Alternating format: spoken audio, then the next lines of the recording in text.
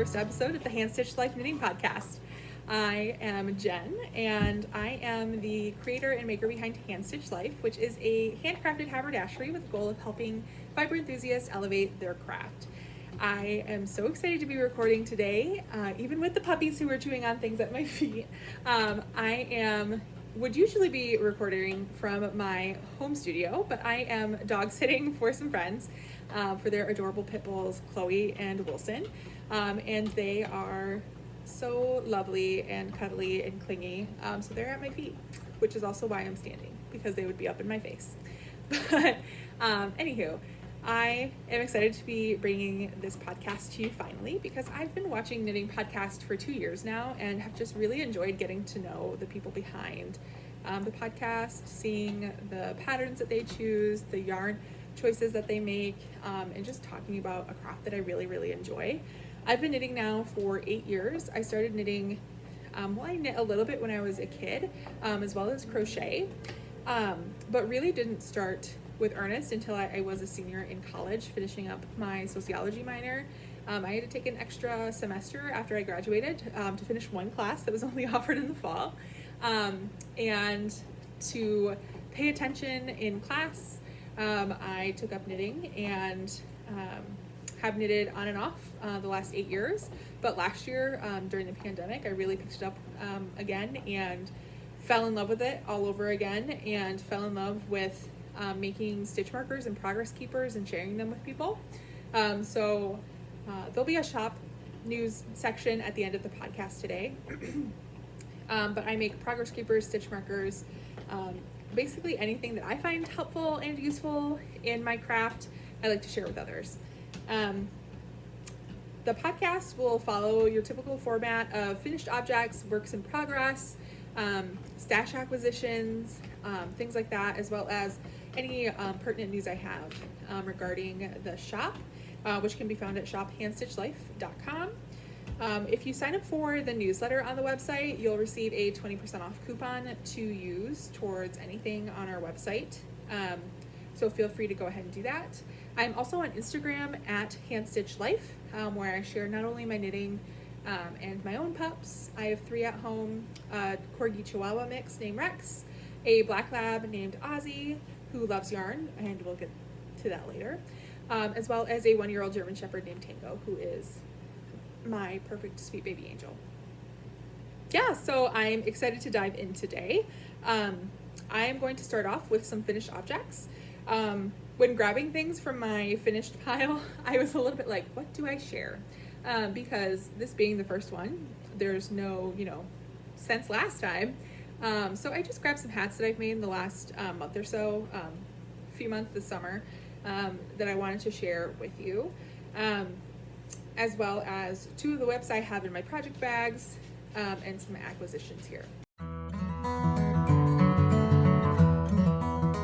So the very first finished object I have is this navy hat. It'll be a little bit hard to see the pattern, but it is the Gathering Hat by Salomon. I believe this was a free pattern on Ravelry. I have it linked in my project pages. You can friend me on there. I'm Handstitched Life. I also have the Handstitched Life Ravelry group and Discord, if that's something that you'd be interested in joining. But I found this on Ravelry. I am a Michigan JC. I'm part of JCI Michigan, which is a professional development and young persons organization. I'm on the state board, and we do this thing called Secret Pal. So quarterly, when we get together for our board meetings, we do a Secret Santa gift exchange. This I started the night before like an idiot and didn't end up finishing it on time because I had to rip it back. Kate calls for a size US 10, and I am using Bernat Softee Chunky in the color navy. And if you see me reading something, I have these little cards that I made for myself and that are also listed on my website, that are basically just care instructions for the yarn. So for things that are going to go in my gift box, for gifting for like Christmas and winter birthdays and stuff like that, I just tag one of these on there on one of my bulb stitch markers. So that's what I'm reading from. So again, she calls for a size US 10, but it was really hurting my hands to use a 10 and the bulky weight Bernat yarn. So I switched to a US 11, and it's a little big. My glasses really prop it up. It's a big hat. My family is like notoriously large-headed. My mom has a huge head, and hats very rarely fit her, and she passed that down to her children and her grandchildren, apparently. My nephew Jackson is 2 and has a gigantic noggin. But even for us, this is gonna be a big hat. It's going in the gift pile regardless, because I know somebody in my family can wear it. But I really liked the construction of these little peaks and the slip stitches that go up through the crown. So there's the first one. The second hat I have is just a plain bulky hat. This is just kind of using a formula that I have for different weights. And then instead of my usual decrease pattern, I decided to go for a slip knit and a knit 2 together in 4 different quadrants to make this cross section. It's kind of like when you do sock decreases, it's that but twice, and this hasn't been blocked, so it's a little pointy at the top. But this is made out of Lehrer merino chunky superwash. I got this at one of my local yarn shops, JT Stitchery in Rockford, Michigan, and I'm pretty sure it's in the color Amaryllis, and I'm pretty sure it's Lehrer, but I don't have the ball band for this, and it was just deep stash. I bought it a couple of years ago, but it's a really nice soft merino, and I like having a really wide ribbed brim to help hat stay on. So again, this I will put in my gift pile. I probably won't keep, but I enjoyed making that. I believe I made this on 10s. And I have a whole stash of 16-inch needles. I primarily use Clover brand, which you can get from most craft stores like Joann or Michael's, because they're super affordable. If I lose one, which has happened in the past, I can always just go grab another one. I also use Clovers in the size 11 and 13 to knit my next hat. This is in Lion brand Woolies Thick and Quick in Arctic Ice. It's a really pretty, there's somebody outside. It's really pretty variegated. It doesn't help show off the texture of the pattern super well, but this is my Fish Ladder Park hat pattern, which is available on Ravelry, on my website, and on Lovecrafts. It is a pattern that uses slip stitches and purl bumps to mimic the fish ladder that we have in Grand Rapids along the river. We used to have river rapids in the river going through downtown. They destroyed those in favor of dams that they are now removing, and they are going to be restoring the rapids. But one of the things that they put in along the river to help fish move upstream was the fish ladder, and that just spirals up. It's kind of a neat structure. Architecturally, it's very like 70s and 80s, concrete, all that stuff. But I really like the texture on this hat. I had to take a little break there because I have wool fiber in the back of my throat. I had to like have a coughing fit and grab some water. But anywho, I love the texture of this hat and how bumpy it is in the bulky yarn. I have another one of these that I made in purple for myself. So this is going in my gift knitting. A hat that I recently finished from Stashed Yarn is this really cool purple and pink variegated yarn. This is the Unusual Pear, 100% merino in a chunky, bulky weight. I bought this in a D-stash from Brienne of Moon and Yarn. She's half of the Woolies podcast. And it's super, super soft. The color did bleed a lot when I blocked it, but it's remained very vibrant.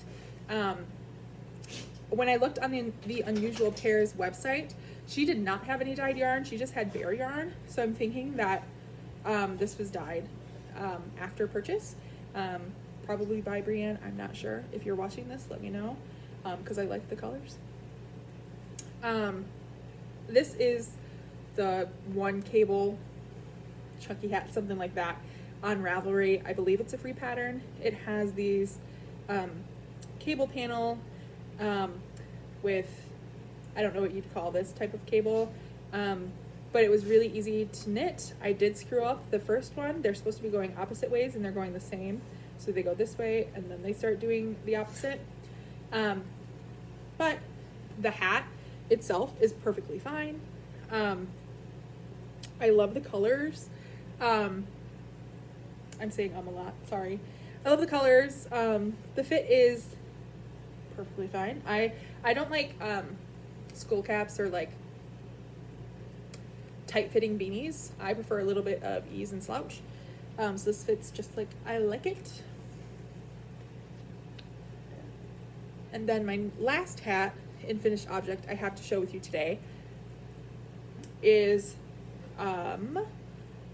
the Pleasure Rib Cable Hat by Jodi Brown of the Grocery Girls.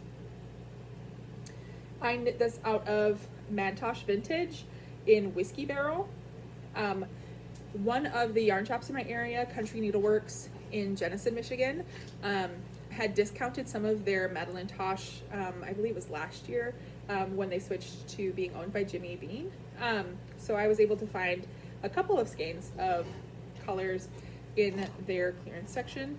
And I love this hat. I plan on making a couple more, just because I feel like it's a really great unisex pattern.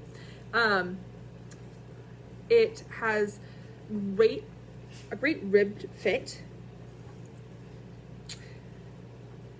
There's probably better words.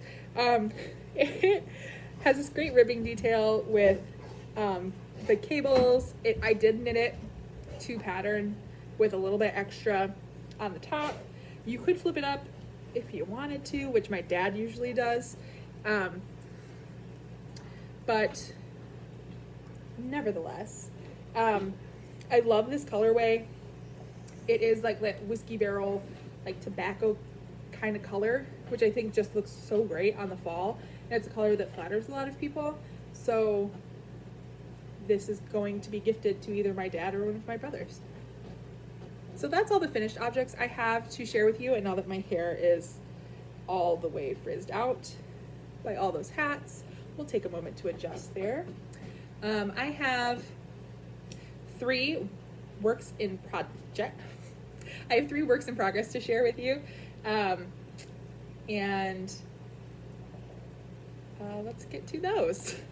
All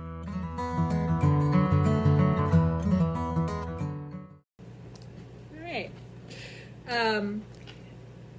I will apologize by saying I don't remember who made my bags. I know she was a very sweet preteen girl who Chevis from Chevy Rel mentioned on her podcast last year or in 2019, I believe.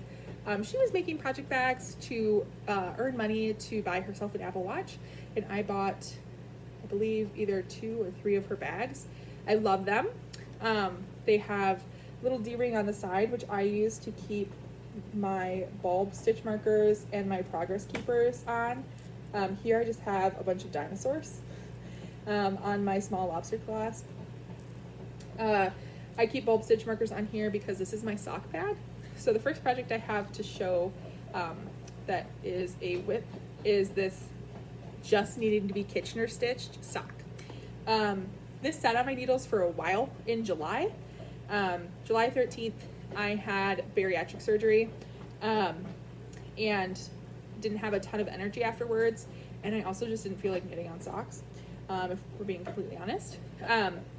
But I just knit the toe today and just have to Kitchener it, but I wanted to record before I moved on to that. So this colorway has a number, and it's a Regia yarn. Let me see. Look at me, I even kept the ball band. It is no, it's not Regia. What is it? It's German. It's some sort of German yarn. The Supersocke Diva color. It was 100 gram, 420 meters, 75-25, and it doesn't have a color name on it at all, so that's unfortunate. But the yarn has been really nice to work with.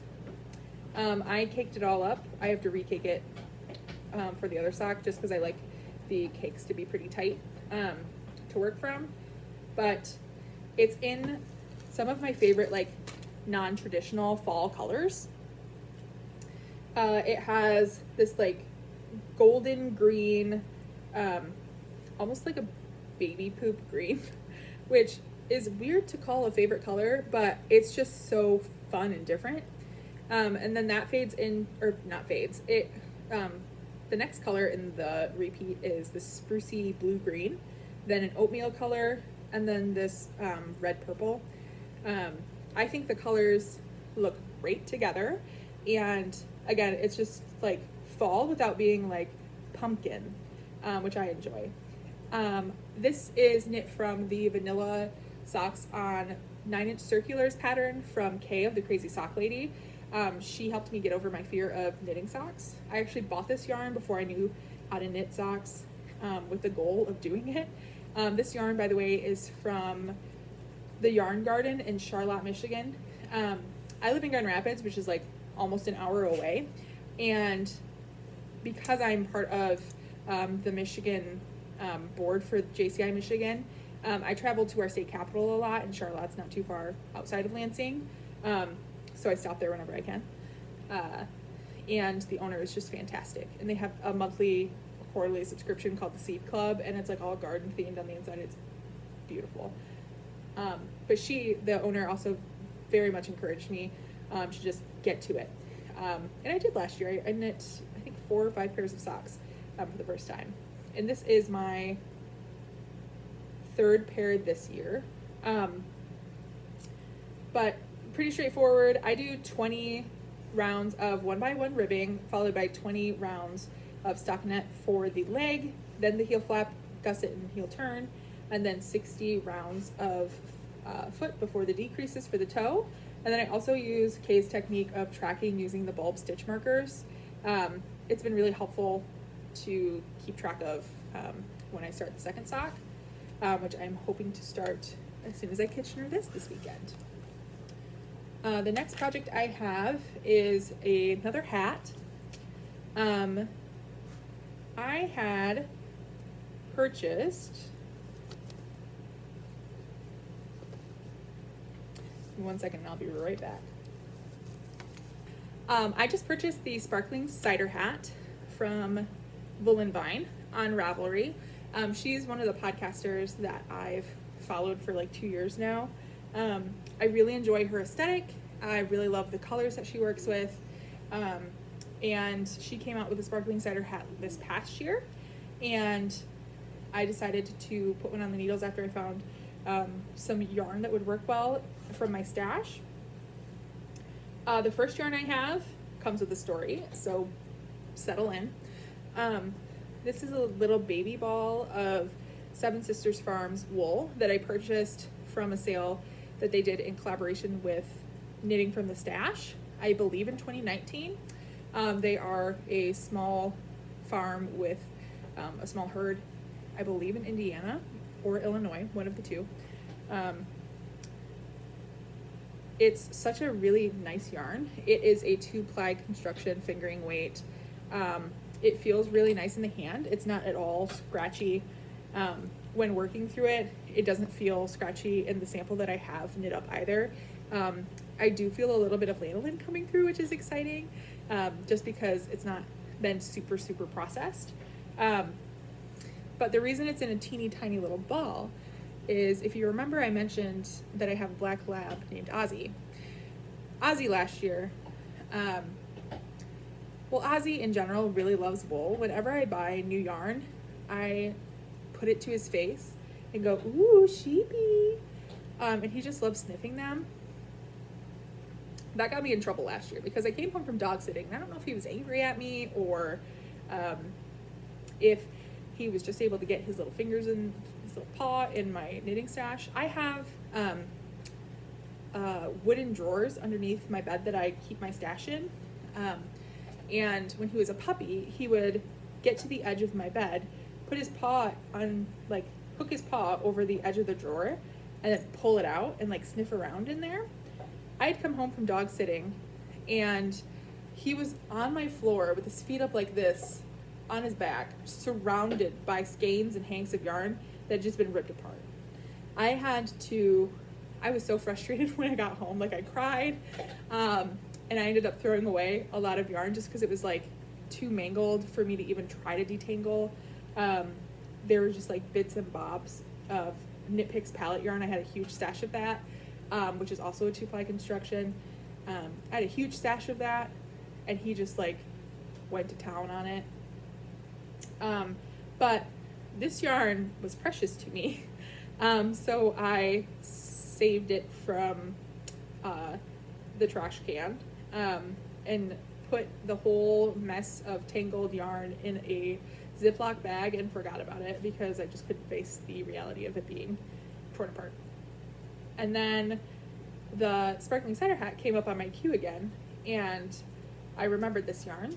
So I sat down this past week and balled it up into several like little mini, probably less than 10 gram balls, and then I have one that's probably maybe 40 grams of yarn, about half of what was there, that I'm working through. I've already used 2 of them, which is why this has so many little things hanging from it, but that's the story of this yarn. So I'm holding the Seven Sisters Farm yarn double with this yarn, which was also a victim of Ozzy's fiber binge this past year. Her pattern, I believe, calls for mohair. I don't know if this is mohair or Suri alpaca because it is super fluffy. I have used Rowan Kid Silk in the past as my mohair of choice just because I've had that stashed. I don't know what this is because there was no ball band when I found it, and it has been in my stash probably since I started knitting 8 years ago. I do know that I got it at Threadbender, but they moved locations and I haven't been in there to see if they carry anything other than Rowan Kid Silk as far as commercial yarns. So I'm just gonna call this Suri alpaca because it's different from the mohair that I've used. This is what I have so far. The pattern does call for about 2 inches of ribbing, so I'm about halfway there.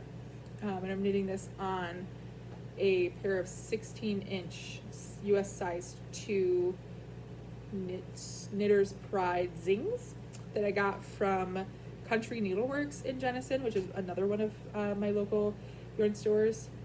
The pattern later on does call for beads.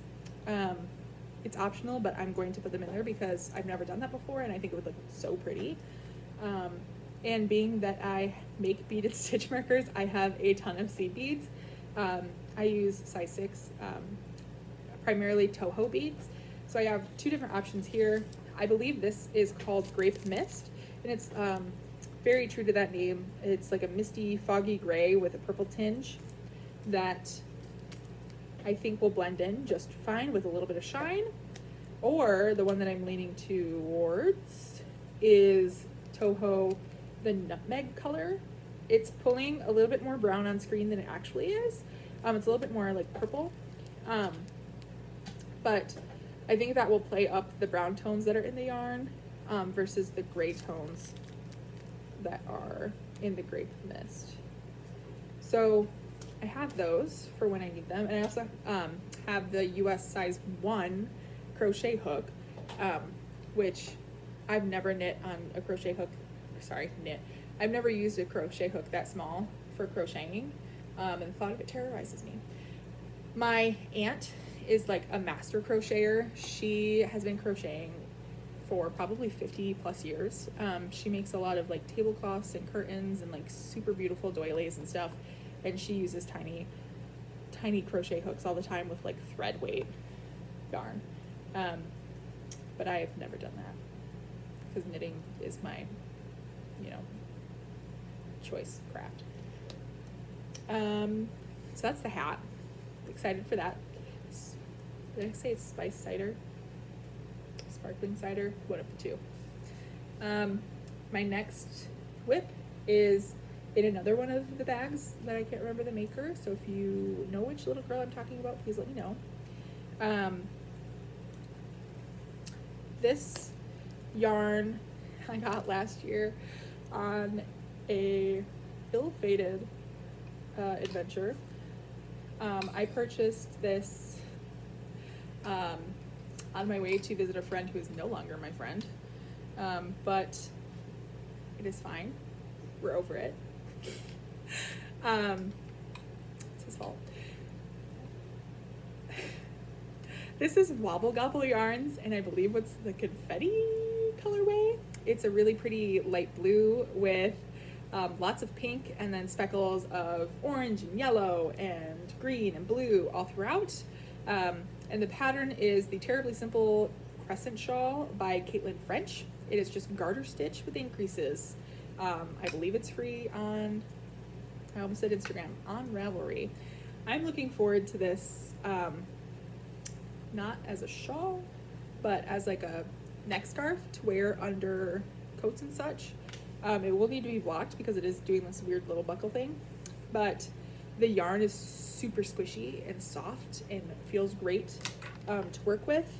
I have probably about a third of the skein left. I had to ball it up. It was in this Bink Waffle, Chevis calls them yarn condoms. I can't remember what they're actually called. Yarn sleeves. I just have this much left. It doesn't even stay in the little thing anymore, but there it is. I keep the snaps snapped in here, and that for the most part keeps the yarn ball in there. And then I'm also using one of my coconut drink progress keepers on that. So that's my last width. This shawl will probably be on the needles for a while, so I don't know if I'll show it again until it's closer to being done. This has been on my needles for like a year, and it's just what I forget about a lot, and then I pull it out and do a couple rows and then put it down again. So it's just kind of one of those comfort when I need something to keep my hands busy and I don't have a hat or a sock to work on. So that's the whips.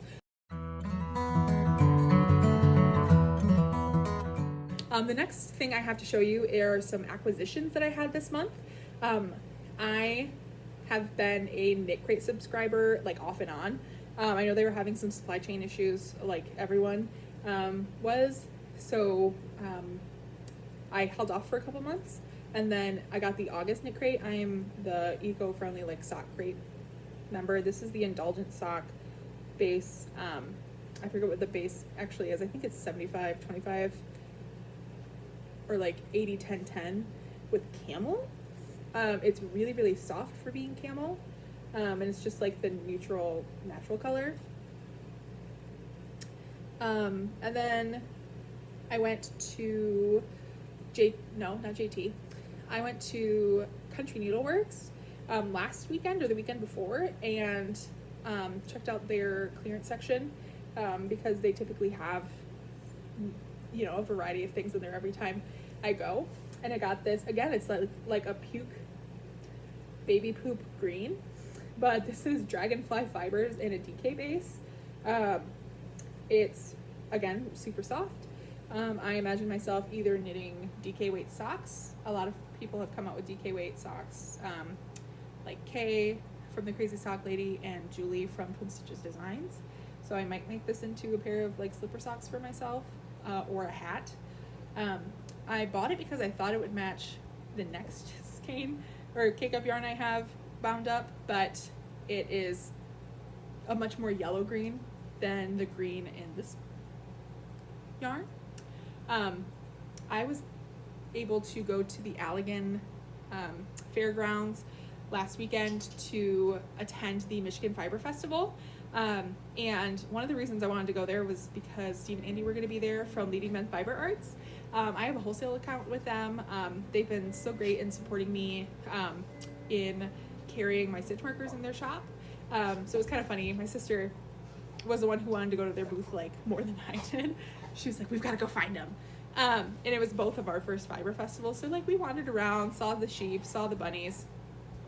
And then we went into like the main expo barn, and they were there, and I was like, I said hi and like didn't really introduce myself at first. And my sister pointed at my stitch markers on the table and was like, that's you. And I was like, that's me. And they were like, that's you? I was like, hi. Sorry to be a weird creep. But they had some of my stitch markers on their table, and that was really like heartwarming to see.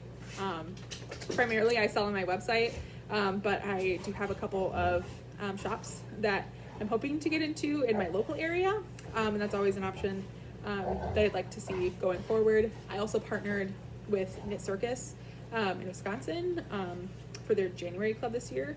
It made them like a Mount Doom stitch marker and progress keeper to go along with their Lord of the Rings yarn that they released in January, which was super fun to create. But anyways, Leading Men Fiber Arts, we shopped in their booth. I let my sister pick out yarn, and she picked out Boo, which is on their box office worsted weight base. It is 100% superwash merino. It's really soft, and I'm never gonna get this ball band back in the ball, so we're just gonna call that good. It's got greens and browns and oranges in there, and it's just like super Halloween-y. She requested what she called an ear scarf, but what she meant was headband. So I'm gonna make her a Halloween headband, not an ear scarf. And the last yarn I have is also a Leading Men Fiber Arts color. It's called OMG Squee, and it's on their Showstopper base. I'm gonna rip the ball band out of here too. Why do I do this to myself? See, I should have took notes, but I'm sure that will come with experience. Yeah, it's Showstopper, so it's 100 grams fingering weight. I would say it's a very light fingering weight. It's very much the similar weight of the German stock yarn I have.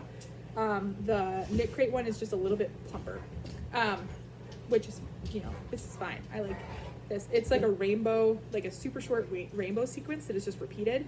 So I think on a small circumference, it will probably pool and create some neat colors.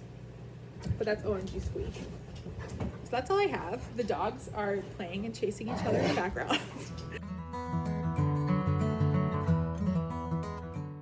The only updates I have shop-wise are that in September I will be releasing my fall collection. I'm hoping to do a small release probably mid-month. I have all of the progress keepers made. I just have to double check that my fall colorways are in stock. As far as my beaded stitch markers. And then this might not go up before it ends, but I have a Halloween advent calendar that is closing the first week of September, and that will be shipping out the last week of September. Excited for that because Halloween is like my favorite season. These dogs. And then I also have a pre-order up for a 25 Days of Christmas stitch marker advent calendar. So if that would be something that you'd be interested in, go ahead and check out that listing on my shop. All right, well with that, and with these dogs, I am going to sign off. Thank you so much for sticking around. And again, feel free to follow me on Instagram at Handstitched or sign up for my newsletter at shophandstitchedlife.com. Thanks so much for watching, and I hope you have a great day. Bye-bye.